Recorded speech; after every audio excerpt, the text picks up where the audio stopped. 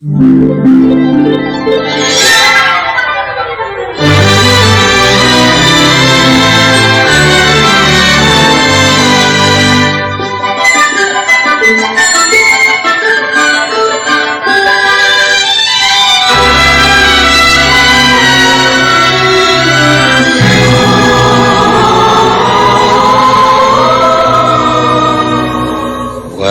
you wish upon a star, makes no difference who you are.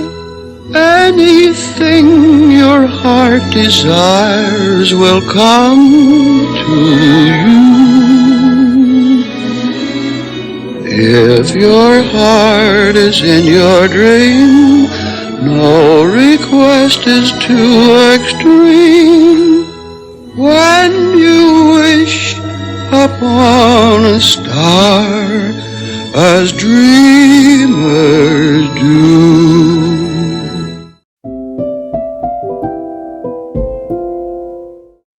Boa tarde, sejam todos bem-vindos à Rádio Luz Radiônica. Hoje nós temos um programa especial com nossa querida Sandra Coimbra no Café com Literatura. E aí, Sandra, tudo bem com você? Tudo bem, Soninha. Melhor agora. Tudo bem também, graças a Deus. Hoje tem um encontro, ó, incrível. Para lá de especial, é. E aí, o que você me conta? Fala um pouquinho do programa. Bem, esse é o nosso Café com Literatura. Hoje terá uma participação especial, mas já conto já já. Então, só lembrando aos ouvintes que nosso programa Café com Literatura, exclusivo da Rádio Luz Radiônica, vai ao ar todas as quintas-feiras, às 17 horas, na Rádio Web e no canal do YouTube, tá? Não esqueçam de curtir, compartilhar e se inscrever no canal para vocês não perderem, né, toda a programação da rádio também. Bom, o tema, né? Quem já acompanha o meu programa, né, já desde março, sabe que eu faço todos os meses programas temáticos. E o que eu falo em cada programa? Eu sempre leio um texto literário, mas sempre tem aquela introdução com alguma curiosidade, com as informações acerca da literatura, dicas de livro. E é uma misturinha boa, né, para incentivar a leitura, e sempre a gente finaliza com aquele texto, que é aquela pausa, né, para o café, para a gente começar a iniciar o fim de semana, né, com aquele gás, né, ainda mais com um toque literário. Bom, esse mês de setembro, eu até estava um pouco na dúvida no início, porque, engraçado, eu nunca tenho dúvida dos temas, eu já sempre tenho o tema um mês antes na minha cabeça. Mas setembro eu fiquei pensando, aí eu pensei em repetir a crônica, depois pensei em contos e crônicas, aí de repente dei um estalo assim na minha cabeça, e por que não os contos de fadas? Gente, eu ainda não tinha... Eu já tinha, acho que, lido até um conto, né? Acho que acho que foi em abril, né, que eu dediquei à literatura infantil, acho que eu cheguei a contar, né, um conto de fada. Mas eu não tinha feito um programa só de contos de fadas. E é uma literatura tão rica, né, Soninha, que faz parte da nossa memória afetiva, né, da infância. E eu me baseei em 2 livros para fazer eu usei esse livro aqui, Contos de Fadas, da editora Zahar, que é com uma apresentação da Ana Maria Machado, e usei também, né, de base, né, para me inspirar, esse livro aqui fantástico, que eu recomendo para estudantes de letras, professores, e quem gosta de literatura infantil, que é Literatura Infantil, Gostosuras e Bobices, da Fanny Abramovic. Esse livro, eu na época, eu estava fazendo faculdade, ele estava até esgotado, não se achava. Eu fui achar, por acaso, num sebo, passeando pelo centro da cidade, aqui no Rio de Janeiro, fazendo meus passeios, né? Eu entrei num sebo e quem estava lá me esperando? Esse livro que eu tanto queria, né? Então, a gente tem que sempre colocar em mente, né, o que a gente quer, né, que a gente vai conseguir. E eu já estava visualizando que eu ia ter esse livro e achei de uma maneira assim imprevisível, enfim. Então, o que fala nesse livro? Eu queria até falar um pouco desse livro para vocês, porque ele tem uma parte só dedicada aos contos de fada, se maravilhando com os contos de fada, que é o capítulo 7. Aí a Fanny Abramovic coloca aqui, por que os contos de fada eles vivem até hoje? Aí ela coloca, porque os contos de fadas estão envolvidos no maravilhoso, um universo que detona a fantasia, partindo sempre de uma situação real, concreta, lidando com emoções que qualquer criança já viveu, porque se passam num lugar que é apenas esboçado, fora dos limites do tempo e do espaço, mas onde qualquer um pode caminhar, porque as personagens são simples e colocadas em inúmeras situações diferentes, onde tem que buscar e encontrar uma resposta de importância fundamental, chamando a criança a percorrer e a achar junto uma resposta a resposta sua para o conflito, porque todo esse processo é vivido através da fantasia, do imaginário, com intervenções de entidades fantásticas, né, como as bruxas, os duendes, as fadas, os animais falantes e a própria floresta, né, que já traz tantas significações e simbolismo, né? Então, e sobre isso tudo, a nossa convidada de hoje não podia ser nada mais, nada menos que a nossa colega aqui da rádio, comunicadora, a psicanalista Karen Rocha, que eu já a conheço antes de estar aqui na rádio. Nós trabalhamos juntas na educação entre 2015 e 2017. Então, mas a nossa história com a rádio é totalmente diferente, porque até para ela foi uma surpresa. Não foi através dela que eu estou aqui, mas isso é uma outra história que a gente pode contar no outro momento, que a gente já até contou, né, Soninha? No início, né? No início do programa, como eu cheguei à rádio, a gente pode até falar nisso mais à frente, mas eu pensei logo na Karen, porque ela é a pessoa perfeita, até para falar dessa parte simbólica dos contos de fadas.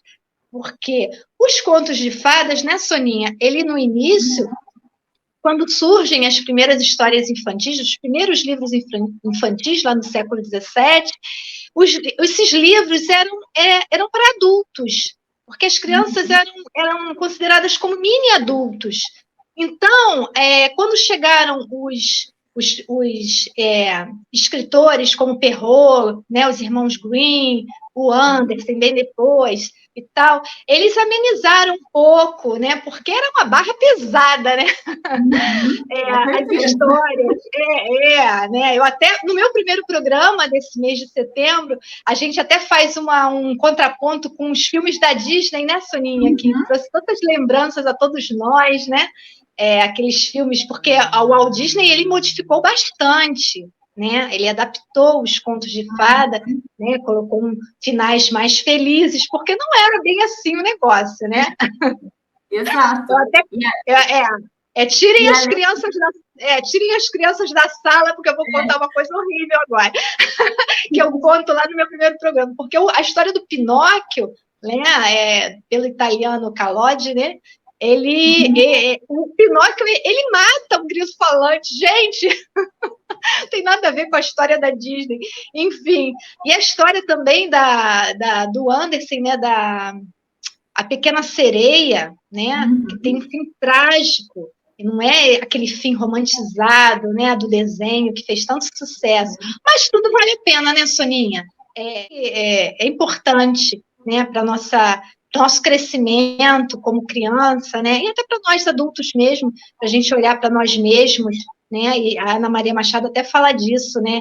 Que ouvir as histórias de contos de fadas faz a gente olhar para dentro de nós mesmos. Isso a Karen vai falar muito bem para vocês e vocês vão ficar maravilhados com a nossa entrevista de hoje. Então é isso, Soninha. Quais são as suas lembranças, Soninha, com os contos de fadas? que te remete os contos? Isso, eu trouxe esse livro aqui. Esse livro aqui era da minha irmã, né? Ele é aquele o mundo da criança. É tipo como se fosse uma Barça, né? Só que para criança. E aí, o que acontece? Cada volume tem um diferencial. Esse aqui é o volume 2. Então, são contos e fábulas.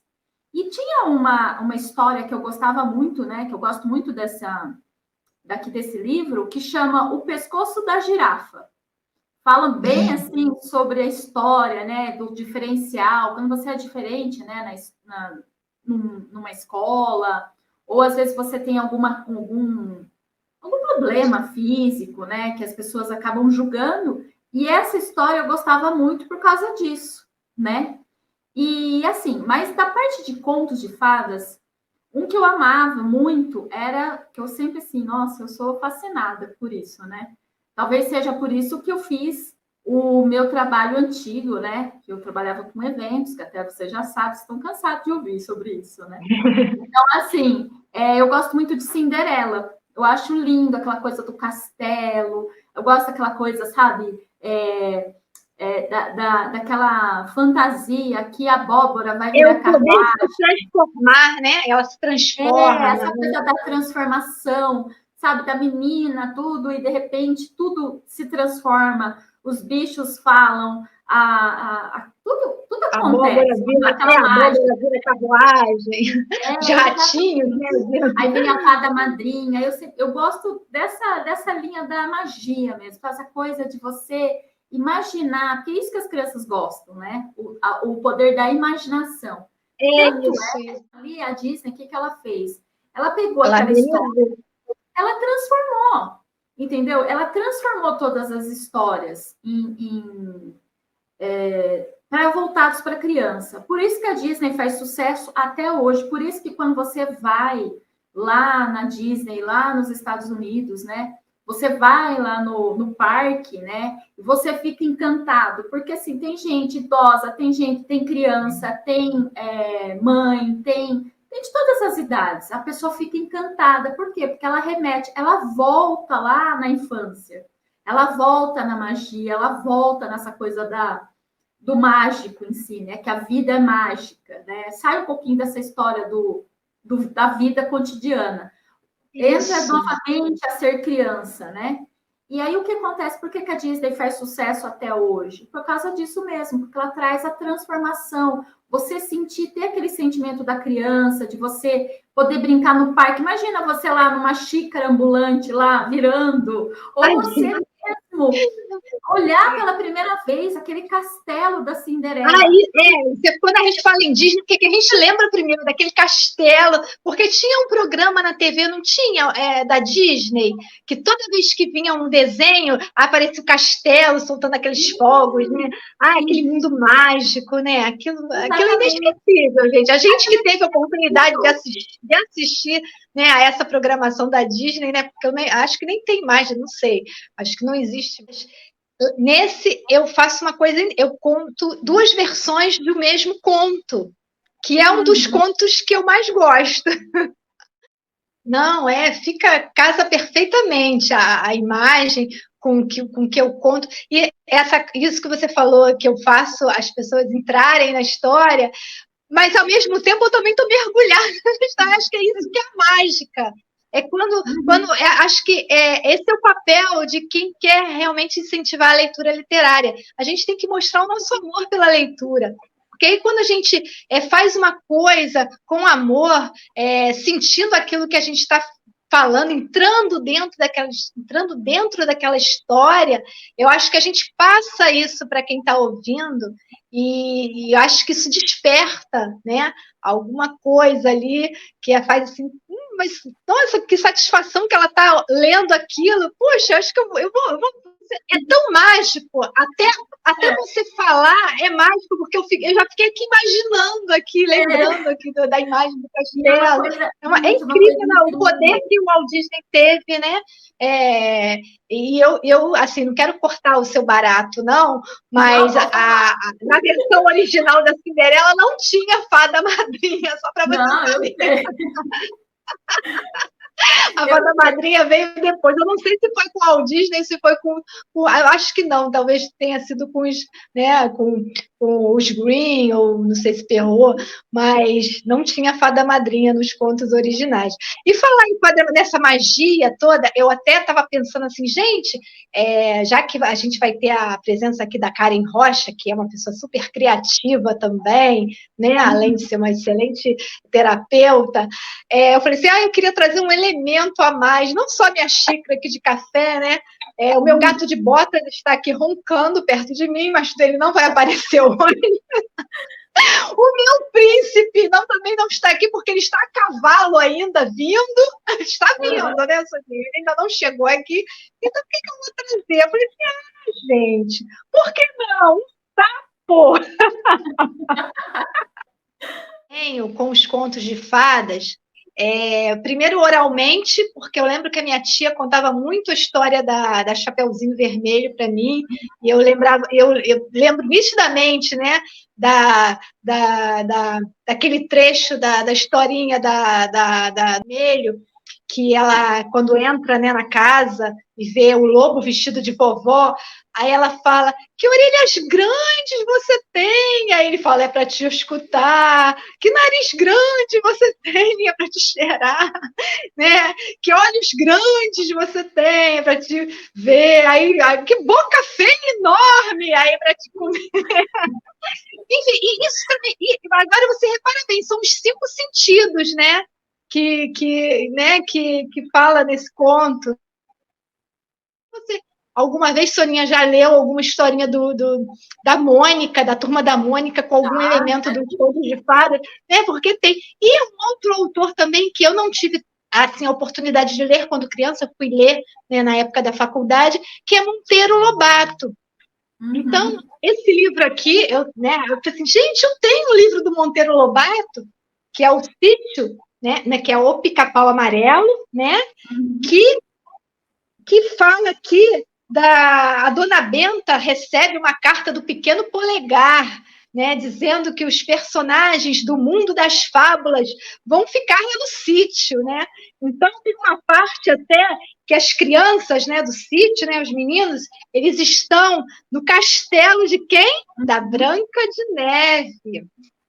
Então, aqui, aí vou até ler um trechinho aqui que é muito bacana, que fala assim, lá no castelo de Branca de Neve, os meninos ouviam a história da galante princesinha, contada por ela mesma. Pois é assim, dizia Branca, a minha perversa madrasta tanto fez que me transformou em princesa. Isto é que se chama atirar no que vê e acertar no que não vê. Os anõezinhos me salvaram. Veio o príncipe e casei-me. Uma coisa curiosa, disse Emília.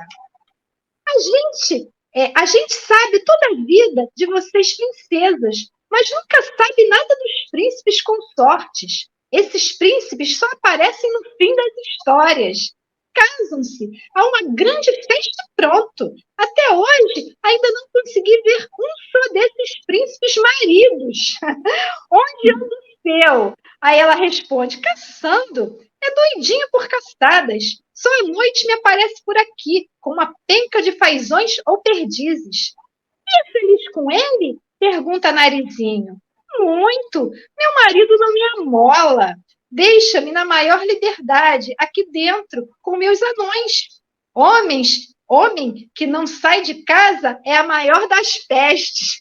Isso Monteiro Lobato. Sempre com aquele arzinho, né? Com aquela crítica, né? Escondida, né? Do Monteiro Lobato. Mas, enfim, já Monteiro Lobato já falava também dos contos de fadas na sua obra, né? Então é isso.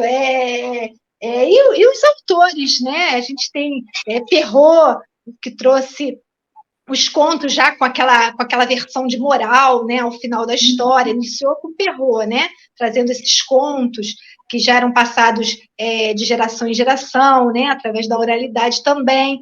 Aí depois que vieram os irmãos Grimm, né, os alemães, pegando aquele folclore da Alemanha e ouvindo as histórias dos povos, ele ia, né, nos lugares para né, pegar as histórias para transformá-las nessas belas histórias que a gente tem até hoje. Aí depois veio o Andersen, né, que o Andersen já tem histórias da própria autoria também, né, algumas do folclore, mas também ele criou histórias, e Andersen, a maioria das histórias dele são bem tristinhas, né? Eu lembro que eu tinha um livrinho do Soldadinho de Chumbo, eu ficava com uma dó daqueles dois do final. Para a formação, né, da criança, da formação da criança para o adulto. Então, por isso que a gente fala, né, a filósofa Marilene Chauí, né, ela fala que os contos, os contos de fadas são como ritos de passagem, né? E por isso a importância desses contos. Isso a Karen também vai falar com a gente sobre isso também. E a gente vai aprender, a gente vai ter um olhar até um pouco diferenciado depois que a gente ouvir, né, a Karen falar mais a fundo sobre esses aspectos psicológicos do conto de fadas, né? Por isso eu achei tão importante ter a presença da Karen, porque eu não sou tão assim estudiosa nesse assunto, então tinha que ser uma psicanalista, né? E uma educadora como a Karen, que a Karen tem, nossa, uma experiência incrível na área da educação, com crianças e jovens também. Então, a gente achei importante trazer, né, a nossa colega Karen Rocha para esse programa de hoje tão especial. Legal, e é muito bom, vocês vão adorar. A gente vai conversar com ela, né? E a psicanalista Karen Rocha vai te trazer esse mundo, porque aqui você está vendo a Sandra Coimbra contando as histórias. E aí vem o fechamento, né, com a psicanalista Karen Rocha, trazendo na análise com chave de ouro mesmo o que é o conto de fadas. Então, gente, é interessantíssima essa parte também. As duas partes se casando, vocês não podem perder.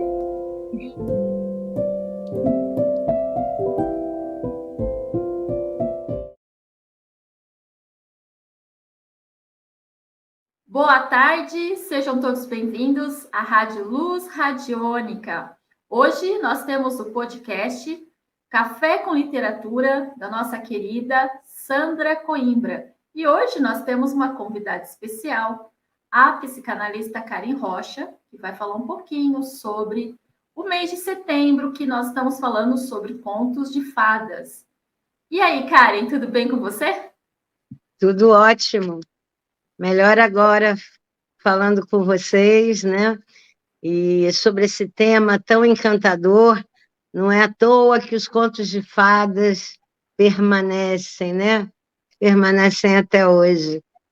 Então, isso já é em si, nossa, com todas as críticas que às vezes aparecem e tal, e eles continuam aí, firmes, sendo reinventados, né? Modificados com o tempo, que é natural, mas a gente pensar nas histórias originais, né, nos contos originais, até porque os contos originais foram feitos para adultos, né? Eram histórias da tradição oral que os irmãos Grimm condensaram, né? Mas não são os autores, foram os primeiros que a gente... São os primeiros que a gente entende que fez esse trabalho, né, de compilar esses contos orais. E esses contos tinham conteúdos aterrorizantes, né, picantes, e claro que eles foram adocicados, né, mas o conteúdo simbólico, mesmo quando ele é romantizado, o conteúdo simbólico não se perde, né? E hoje em dia, né, já há algum tempo, que os psicólogos e psicanalistas usam muito os contos de fadas. Por quê? Porque eles estão presentes no inconsciente coletivo, né? E eles facilitam muito essa coisa de vir à tona, né? Esses conteúdos do inconsciente, né? Justamente por essa linguagem lúdica e, sobretudo, simbólica, né? Quando uma pessoa resolve fazer terapia, né? Que eu sou daquelas que afirmo que todos nós precisamos fazer terapia, né? Felizmente, hoje já caiu por terra essa coisa de que terapia é para quem tem uma doença mental. Não, da mesma forma que a gente vai a qualquer especialista médico, né? Para claro. Cuidar de problemas, né? Dos nossos problemas físicos, a gente precisa cuidar do nosso emocional. E todos nós temos questões, né, para trabalhar, enfim. Mas muitas vezes a pessoa vai para a terapia sem ela perceber, né? Porque o ser humano é assim, ele se arma, ele vai para a terapia e ele acha que ele já sabe uma série de coisas sobre ele mesmo, e ele se resguarda dos conteúdos que nem ele quer enxergar, esquecendo que ele foi para a terapia justamente para olhar para esses conteúdos, né? Que a gente chama de sombras, né? Que são as nossas partes que precisam ser integradas, que a gente precisa olhar, enfim. Então, é muito comum as pessoas colocarem um escudo, e esse escudo é a razão, sabe? Então, as pessoas falam do que elas acreditam, mas sob um ponto de vista racional, não deixando o inconsciente vir à tona, né? Porque é natural, isso é natural mesmo do ser humano. Só que na terapia a gente precisa justamente da revelação desses conteúdos que estão no inconsciente. E através da simbologia dos contos de fada, eles vêm à tona com muita facilidade, né? E não tem como você colocar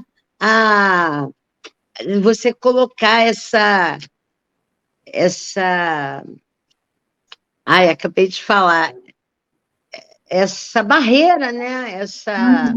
Esse colete protetor, assim, para não se olhar profundamente, né? Para não olhar para as suas sombras. E eu posso até te perguntar a vocês, qual conto de fadas que teve mais importância na sua vida? Assim, de pronto, qual foi o primeiro que te veio à memória? Lembrança. Eu gosto de vários, né? Assim, mas eu acho que o que eu mais gosto, eu acho que é da Cinderela. Já houve um tempo que eles foram muito criticados por educadores, né? Por feministas, né? Dizendo que isso, é o homem que salva a princesa sempre. Aí é que está, como a gente está falando de simbologia, não é o príncipe e a princesa fazem parte da mesma pessoa, sabe? Cada um é uma parte de nós mesmos. Então, é a própria... na verdade, quem salva a princesa é porque ela faz uma jornada, né? Uma jornada de autoconhecimento. Para a psicanálise, é isso que vai acontecer. Então, esse final feliz é a consciência, é quando a totalidade se encontra, né? O ego mais a self, quando eles se encontram virando uma totalidade. Da mesma forma, quando as totalidades, as nossas dualidades se resolvem, né? Por exemplo, a dualidade do feminino e do masculino, ali vira uma coisa só. né? E aí, o que que acontece? As princesas se libertam ou despertam, e esse é o próprio despertar da consciência, né? A sua descoberta, você integrar suas sombras, e só quando você integra as suas sombras que você encontra a luz, né? Esses conteúdos vão ter, você sabe que a minha linha é junguiana, né? Eles vão ter contornos diferentes para Freud e para Jung, né? Para Freud, por exemplo, a gente vê muita questão edípica, né? Não é à toa, você já reparou que as princesas, em geral, não têm mãe? Sim. As mães já faleceram? Ou já faleceram, ou, tipo, normalmente tem a madrasta, né? Que já passa naquele contexto. Exatamente. São as más. Sim, porque os contos de fada, por exemplo, na infância, eles são importantes. Bom, na vida adulta eu já falei, né? Na vida adulta, porque a gente consegue não usar a razão, então a gente consegue realmente trazer os conteúdos do inconsciente. E na infância, você imagina, a criança precisa lidar com uma série de questões que são contraditórias, são conflitantes para ela, e ela não sabe como lidar com isso. E os contos de fada, meio que eles falam para a criança usa a linguagem simbólica. Então, nesse simbolismo, eles aliviam as questões mais profundas do conflito infantil, né? Um deles, quantas crianças, na hora que a mãe, eu não vou nem falar da parte edípica, né? Mas quantas crianças que, quando a mãe diz não, pelo menos na minha época, as mães diziam não, né? O que era extremamente salutar. Hoje, Porque se falar não, eles... a gente precisa dos limites, né? Porque a criança cresce e vai encontrar na vida muitos limitadores. Então, é preciso que ela para ter força para lidar com isso na vida adulta, ela precisa lidar com isso na infância, né? Mas, enfim. Pelas frustrações da vida, né? Porque não normalmente, pelas frustrações da vida. Sim, exatamente. Para lidar com frustrações realmente mais complexas, né? Sim. Bom, enfim, mas quantas crianças, né? Na hora que a mãe diz um não, ou que dá uma palmada, né? Não fica com aquele ódio da mãe, sabe?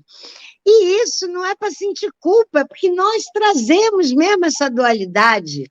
Naquele momento que a mãe diz não, aquela raiva se instala.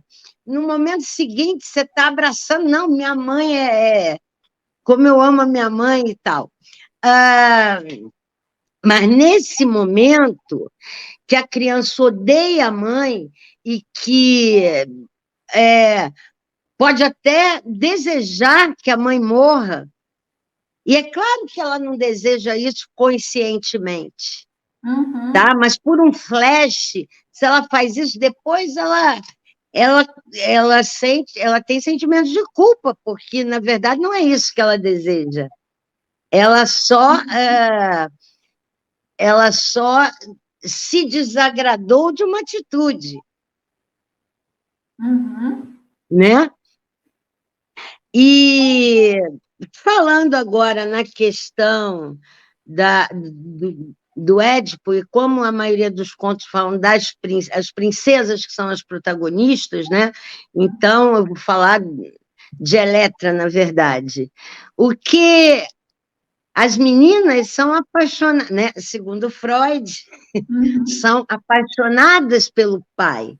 O pai é o grande príncipe encantado, né?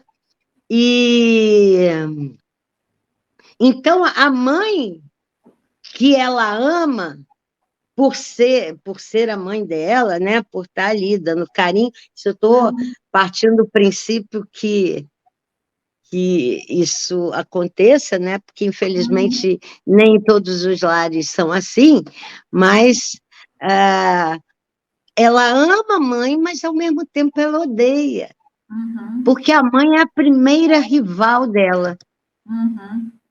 Com esse conflito, a gente pensa que criança não tem conflito, né? A gente parece que esquece que já foi criança. Parece Então, que a gente apaga, né? Com a borracha.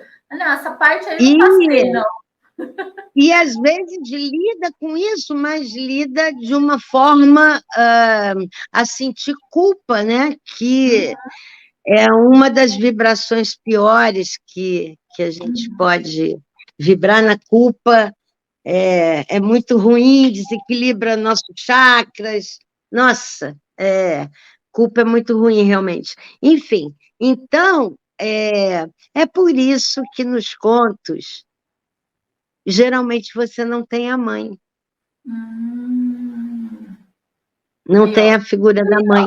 Porque justamente para a criança internalizar essa dualidade. A mãe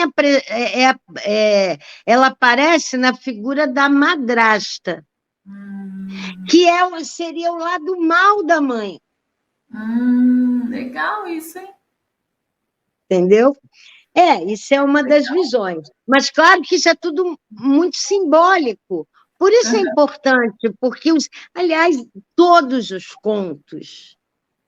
contos trabalham realmente a linguagem simbólica, né? Se a gente tentar ver pela questão da realidade, você não entra nos contos de fadas, né?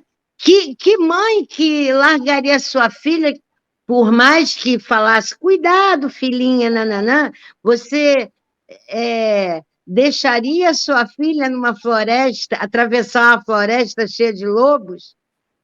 Então, tudo é muito simbólico, né?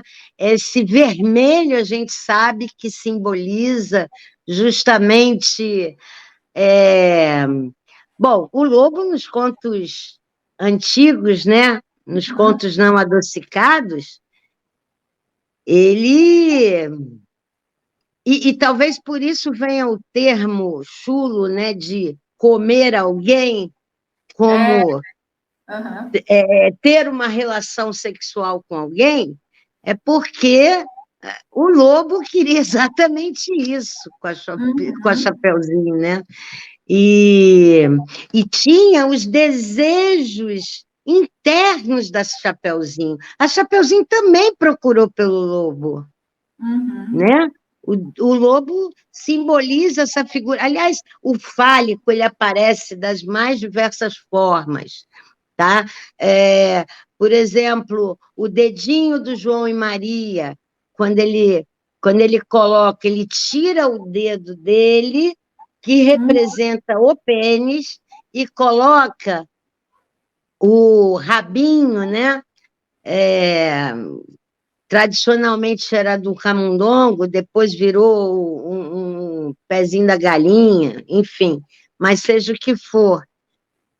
Da mesma forma que o caldeirão em João e Maria significa a mulher.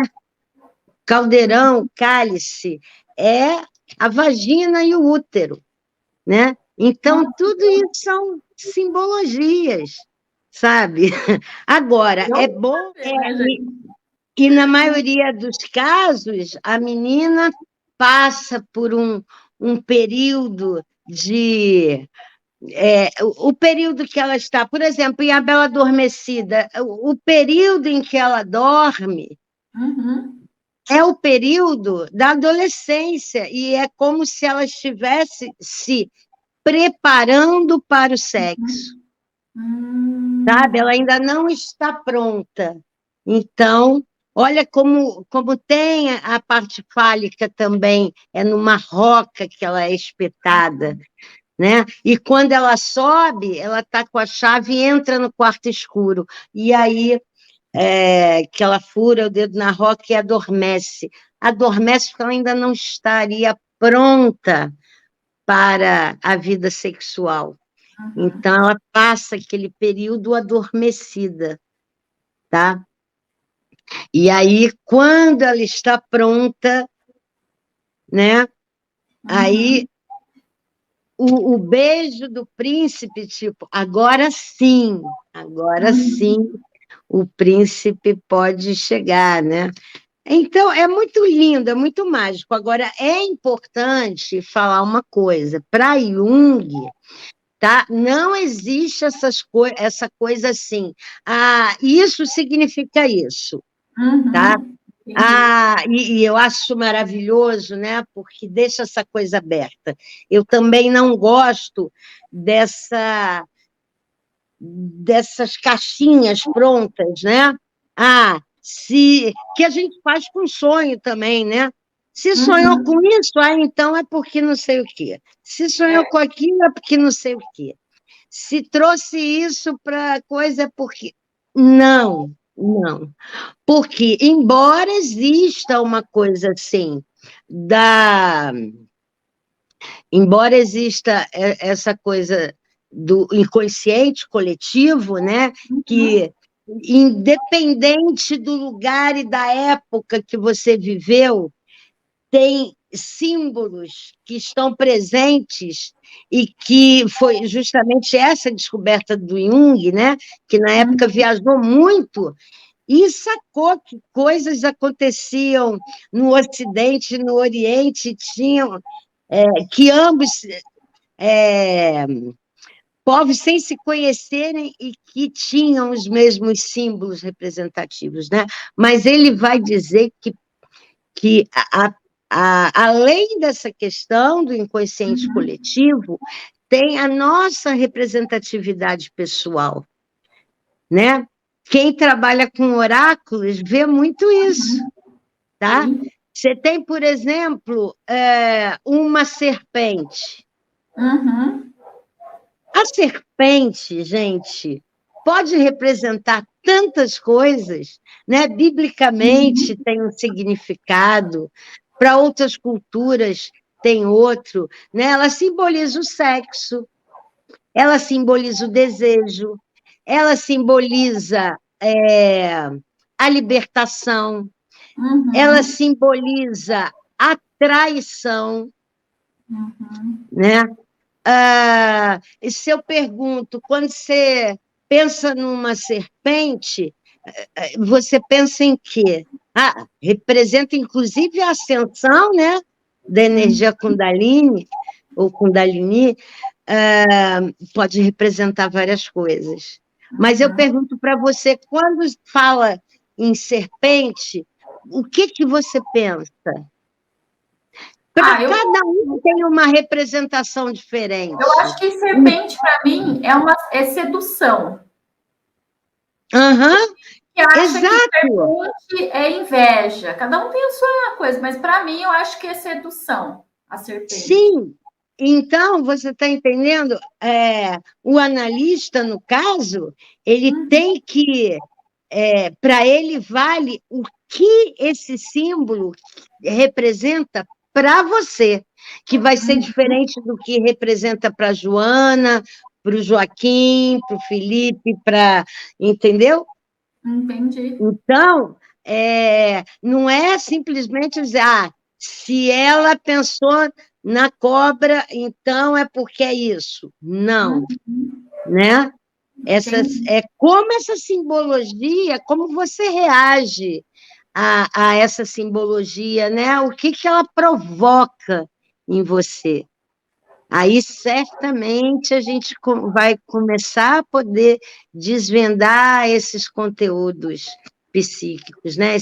Esses conteúdos que estão lá profundos, na camada mais profunda da sua psique, tá?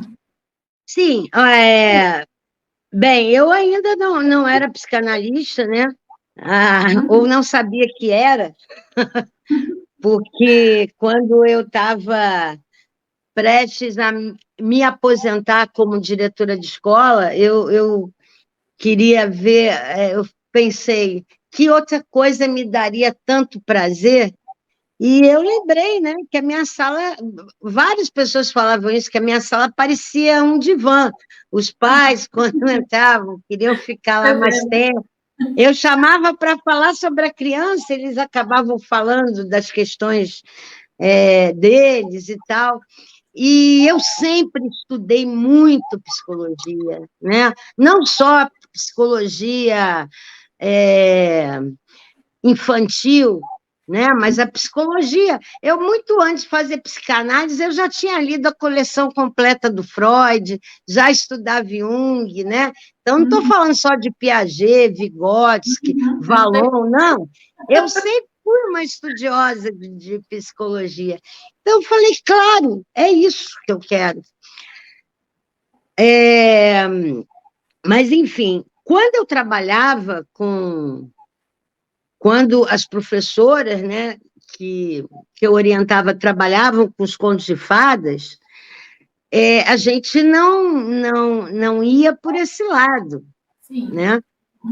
Mas eu sempre vi o valor mágico, e literatura é mágica, né? E já percebi, assim, o conteúdo simbólico que tinha por trás dela, sabe? Então, como sempre a gente incentivou muito a literatura, e a literatura específica dos contos de fadas, sempre a gente se incentivou a que se a criança pudesse expressar isso, né? Pudesse falar sobre o que ela gostou nesse conto, o que mais impactou, sabe? Embora a gente não tratasse isso num divã, a criança tinha a oportunidade de expressar as suas questões, que às vezes nem ela, nem o próprio professor percebia como um conteúdo de conflito, mas na medida em que a criança organiza isso e fala, ela, na verdade, já está, de certa forma, organizando o conflito dela, né? E isso é literatura de uma forma geral. Eu, por exemplo, como mãe, eu sempre... Minha filha, o que ela assistia na TV era... Aliás, como isso faz falta hoje, né? Ela assistia o Castelo Rá-Tim-Bum e, principalmente, que era o programa preferido dela, e o meu, assim, a minha preferência de que ela visse isso, e ela amava realmente, era o programa da TVE, Canta Conto, com a Bibi Bedran, que era maravilhoso, né? Era uma contação de histórias, assim. E a gente precisa disso. De fadas precisavam existir. Eu sempre ouvi esses contos na minha infância, tá? Minha mãe trabalhava muito, mas eu tinha uma irmã mais velha que contava essas histórias de uma maneira magnífica, né? E que a criança, quando tem o privilégio de ouvi-las, né? De um adulto, jamais esquece. Exato, é isso mesmo. E por que a criança pede assim? Conta de novo, conta de novo. Ai, aquela... E às vezes o adulto fala, mas, gente, eu já contei 500 vezes essa história, vamos mudar, vou contar de outra. Não, eu quero aquela. A criança faz isso. Por quê? Porque ela está elaborando questões dela. Tá? Justamente por todo esse conteúdo simbólico, né? Então, eu sempre achei os contos de fadas maravilhosos, tá? Mas se a gente olhar por uma outra ótica, O príncipe encantado que você está esperando é você mesmo. Tá? Se você parou, se você paralisou na vida esperando um príncipe encantado, é porque tem questões suas próprias que você tem que trabalhar aí e ver a razão disso. A questão não está no... É lógico que a gente também não pode esquecer de todo o conteúdo aí cultural, tentando passar valores, não sei o quê. Isso aí a gente não vai mascarar, não, né? Eles existem, porque a sociedade capitalista, sobretudo, ela tenta moldar a sua vida, escolher quem são os seus heróis, os seus príncipes e princesas, né? Mas justamente por isso é tão importante, Sônia, que a criança trabalhe esse conteúdo. E eu digo que o adulto também, né? Porque na terapia já falei que eu trabalho isso muitas vezes. Precisa trabalhar seus conteúdos internos, inconscientes. O cabelo, para mim, tem um simbolismo muito grande. E a gente vê que o cabelo nos contos e nos mitos também tem uma importância, né? Você vê Rapunzel com aqueles cabelos imensos, né? A Medusa, na mitologia grega. Então, eles têm assim, um forte conteúdo, sobretudo do feminino, né? Tem outros também, mas do elemento da representação feminina. E, para mim, isso foi muito forte, porque quando eu tinha lá meus 7 anos, eu já tinha os cabelos grandes e tal, e fui para a escola, tal, enfim, teve a história do surdo de piolho, e eu fui criada com vó também, né? Minha avó resolveu, ela não cortou meu cabelo, ela passou máquina zero. Nossa. Eu não sei se é 0, se é 1, né? 0 eu acho que fica careca, eu não sei exatamente. Eu sei que na época até se dizia um termo que hoje não é politicamente correto, mas eu vou falar para ilustrar, até porque era o nome da época. Cabelo Joãozinho. Tá? Então, era bem pelado mesmo e batido aqui, todo batido. Aquilo era como se tivesse... Nossa, você não imagina o significado daquilo que eu falei. Tanto que, naquele ano mesmo, eu pedi de Papai Noel uma peruca. Porque cabelo custa crescer, né? Custa. E, nossa, claro que eu não me lembro se foi na mesma época, se foi por isso, mas com certeza tem uma relação muito grande. O meu conto preferido é Rapunzel.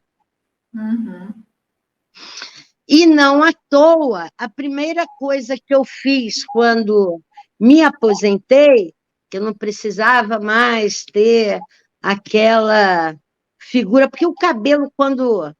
Eu tinha os cabelos assim aqui, mas não mais tão grandes como estão hoje, porque,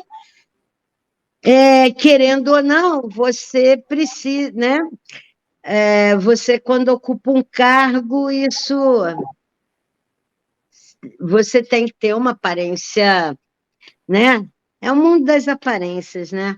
Mas quando eu me aposentei, eu pude expressar minha verdade, que é com esses cabelos, dizendo não a essa coisa de ter que pintar. Nossa, me libertei do salão, porque eu odiava pintar os cabelos, mas quando você deixa, enquanto ele não cresce, parece que você está relaxada e tal, e não é uma aparência aceitável no mundo do trabalho, né? Sim. Mas, assim, olha, eu com certeza não sou há muitos anos uma adolescente, né? Estou chegando na casa dos 60 e estou amando meus cabelos aqui, olha, Tá vendo? imensos. E isso tem muito de conteúdo simbólico e psíquico, Lógico. né? É assim, quase que resgatar a minha essência, né? E eu lembro que a minha mãe falava assim, até quando eu fiz 30 ou 40, não me lembro, ela ainda era viva e ela falava, não, a mulher não pode, depois de uma certa idade, tadinha, meu Deus, não pode mais usar os cabelos compridos. E que bom que hoje a gente pode usar o que a gente bem entende, né? O que nos faz felizes, né? Essa adolescência para a vida adulta tem muito isso. São ritos de passagem mesmo. Isso aparece em muitos contos. Mas eu quero terminar falando da ligação, da relação dos contos de fada, porque eu imagino que já deva estar chegando a hora, e eu não queria deixar de falar nisso, da relação mística dos contos de fada, né? Se a gente pensar lá, inclusive tem autores que acham que isso não é à toa. Por exemplo, o próprio Walt Disney, né? Qual foi o primeiro filme que ele fez? Branca de Neve. Por quê? Porque ele era maçom, então ele tinha um conhecimento profundo, né?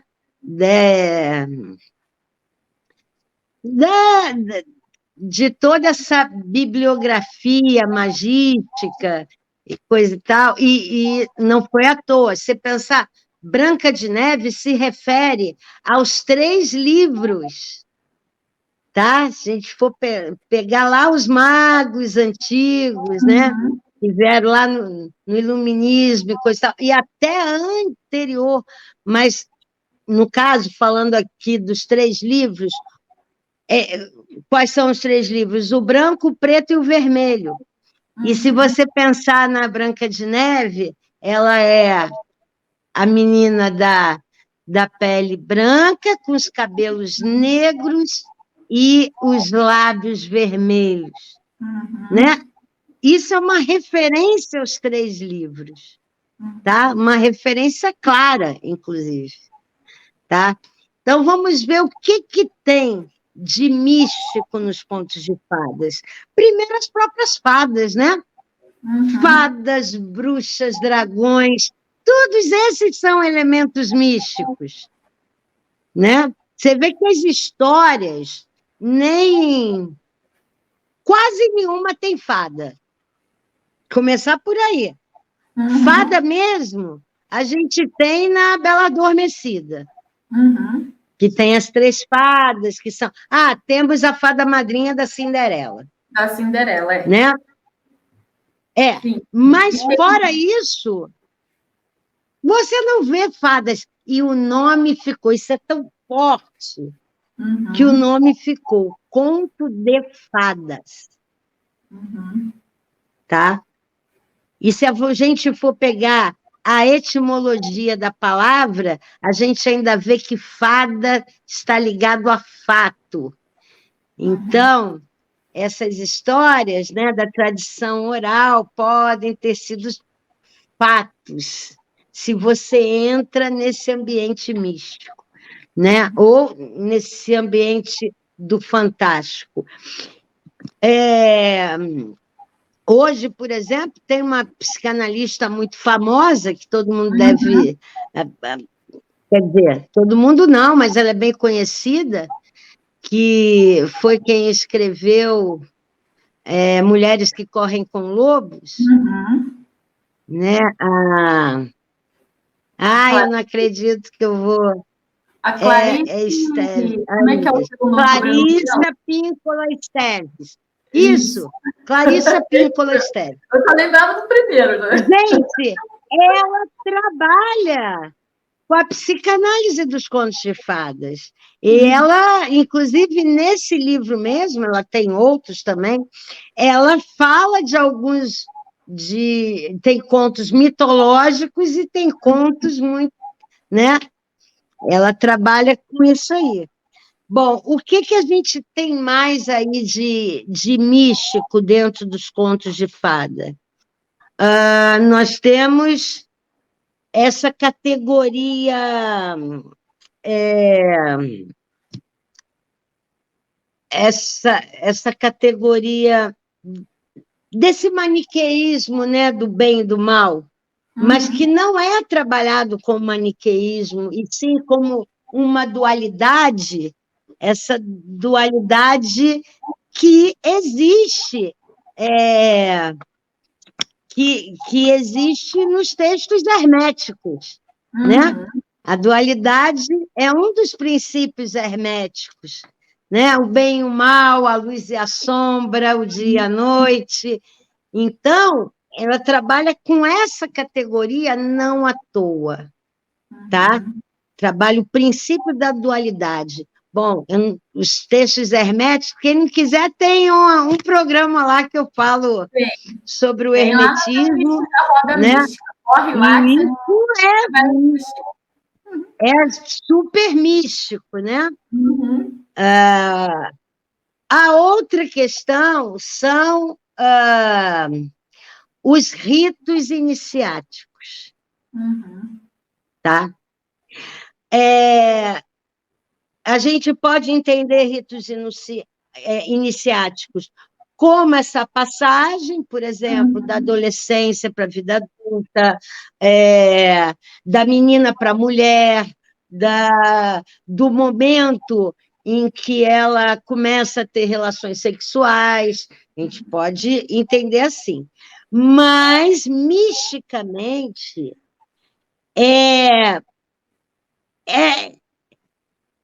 na verdade, a jornada do herói, tá? É essa iniciação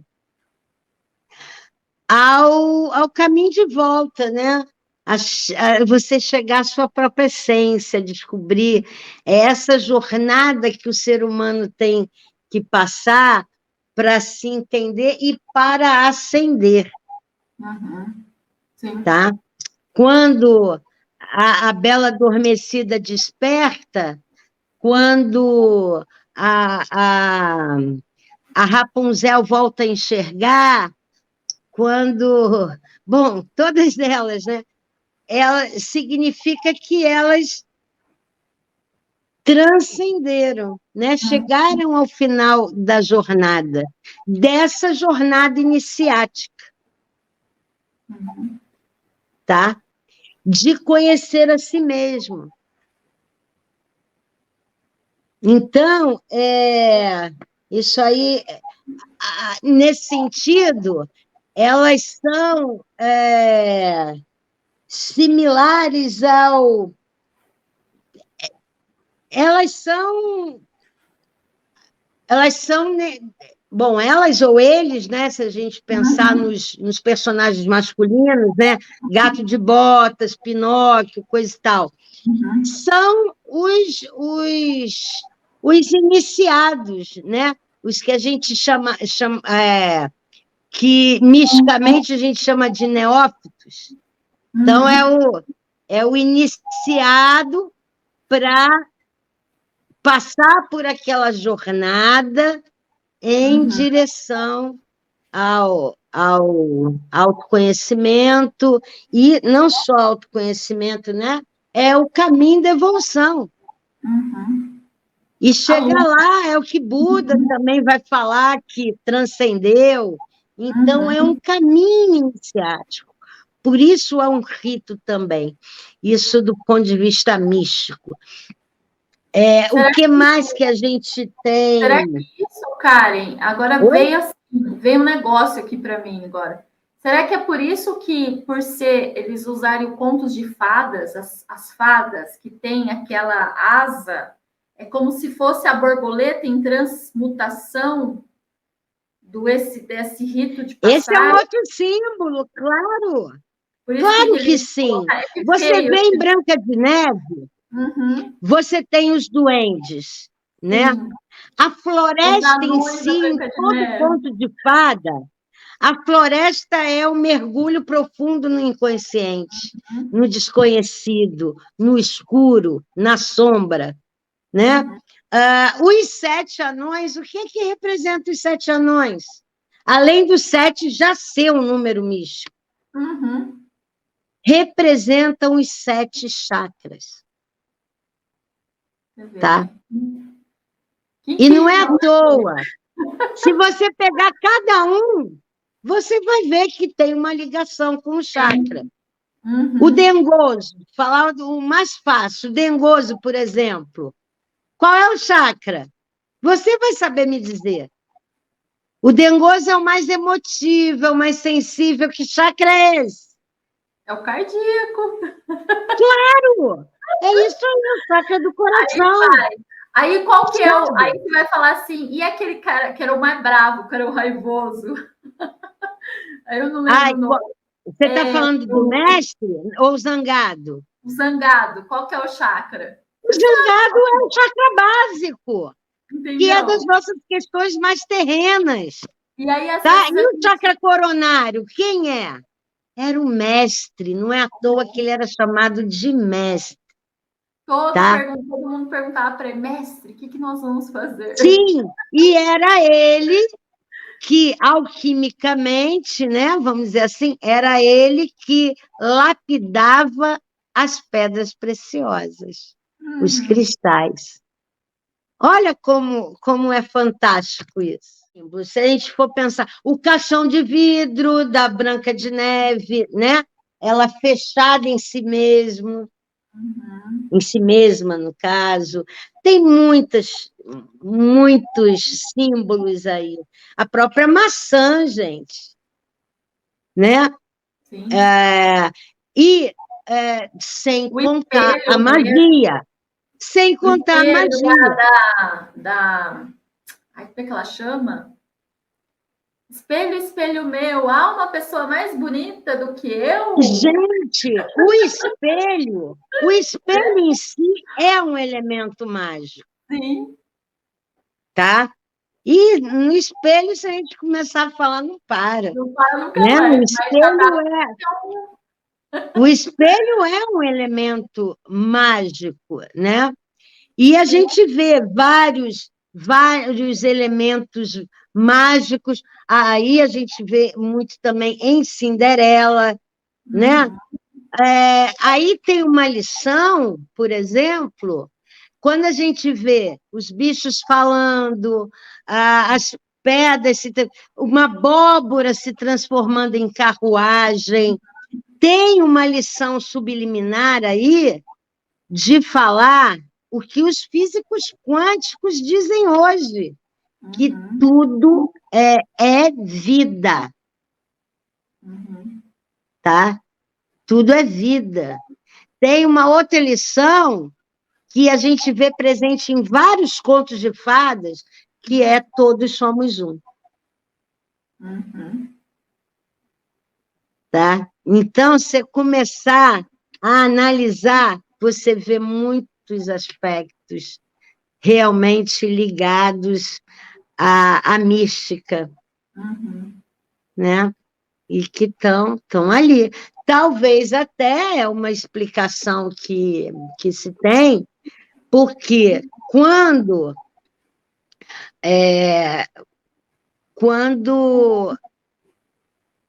se acabou com o matriarcado, né?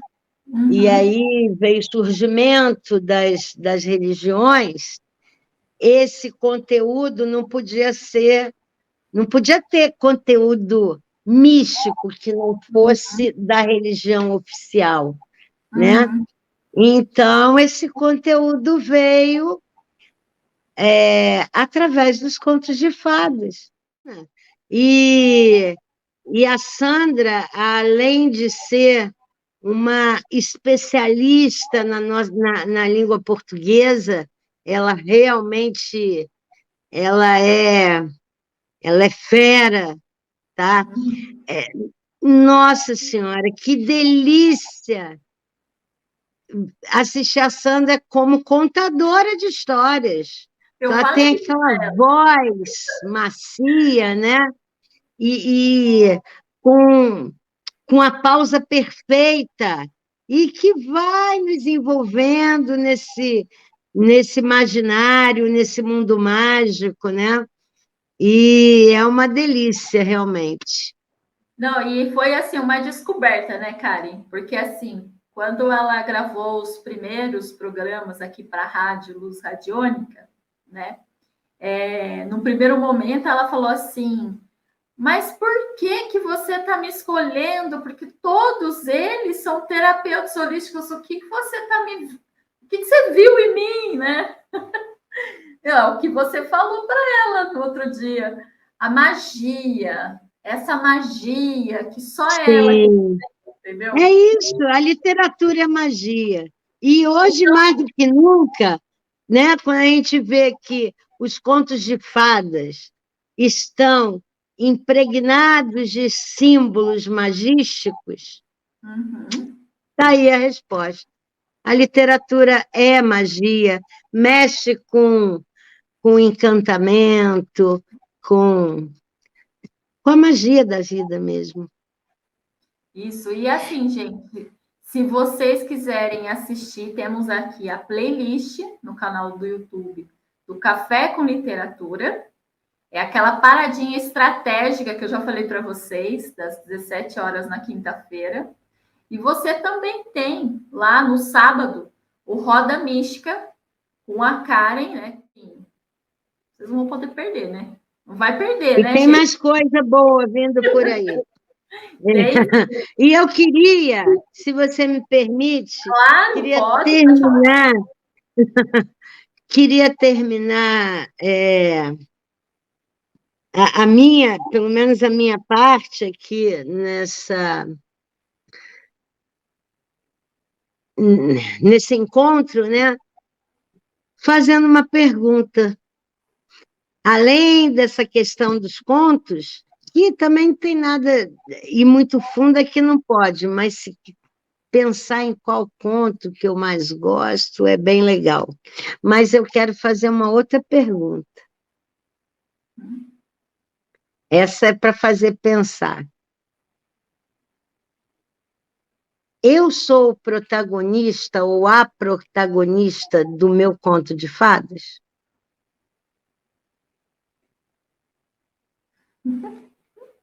Então, eu deixo essa aí para vocês.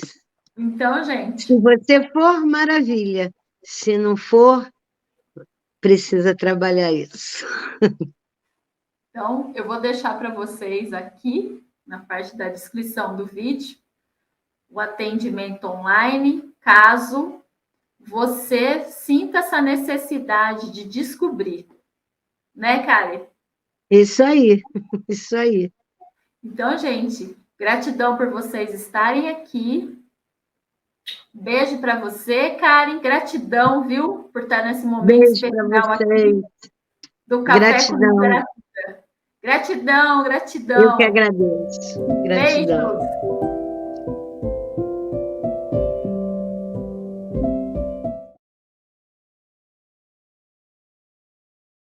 O que você achou do nosso Café com Literatura de hoje? Nossa, foi incrível, quanto conhecimento, e nossa, essa simbologia dos contos, gente, fez até eu pensar mais um pouco sobre isso, e adorei essa parte final, falando com a relação mística dos contos. Isso dá papo para mais um programa, hein, Soninha? Quem sabe? Quem sabe? Então é isso, Soninha. Foi muito bom estar aqui com vocês mais uma vez, ao vivo, né? E que possamos ter outros encontros bacanas como este, e com participações também, e falando sobre outros aspectos, né, da literatura, porque, ai, gente, é muita coisa bacana para a gente mostrar, para a gente falar, para a gente contar. Então, não deixem de acompanhar. E, claro, as sugestões são sempre muito bem-vindas. Vocês comentem, elogios, críticas também, né, sugestões. Mas o importante é a participação de vocês. E não esqueçam, gente, vão lá, aperta aquele sininho lá, né, da inscrição no YouTube, curtam, compartilhem, levem a literatura, a leitura literária para mais pessoas. De repente, se você conhece alguém que gosta de ouvir histórias, que tem interesse em aprender mais sobre literatura, você quer alguém que precisa de um incentivo à leitura, vai lá, compartilha. Então, por estarem aqui e continuem acompanhando o Café com Literatura todas as quintas-feiras às 17 horas na Rádio Luz Radiônica. Beijos iluminados! Café com Literatura. Tchau, gente! Tchau! Beijos!